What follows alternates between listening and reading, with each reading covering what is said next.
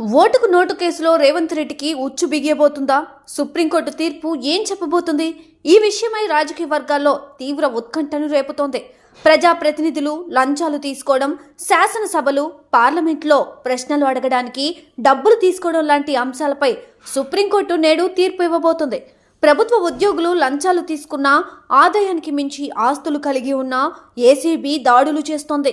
అవసరమైతే కేసులు పెడుతుంది, అరెస్ట్ చేస్తుంది.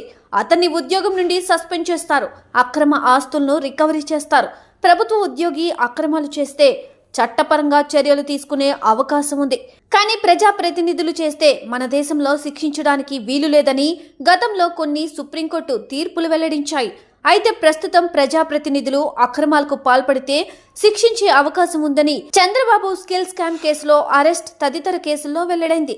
ప్రజాప్రతినిధులు లంచాలు తీసుకోవడం, అవినీతి చేయడంపై సుప్రీంకోర్టు నేడు తీర్పు ఇవ్వబోతుంది. ఈ కేసులో సుప్రీం తీర్పుపై రేవంత్ రెడ్డి భవిష్యత్ ఆధారపడి ఉంది. రేవంత్ రెడ్డి టీడీపీలో ఉండగా 2015లో కేసు నమోదైంది. చంద్రబాబు ఆదేశాల మేరకు ఎల్విన్ స్టీఫెన్సన్ కు 50 లక్షల లంచం ఇస్తుండగా పట్టుకున్నారు ఏసీబీ అధికారులు. ప్రస్తుతం ఈ కేసులో సుప్రీం తీర్పు ఇవ్వకున్నా ప్రజాప్రతినిధుల అవినీతి, లంచాలపై తీర్పుపై రేవంత్ కేసు కూడా ఆధారపడి ఉంది.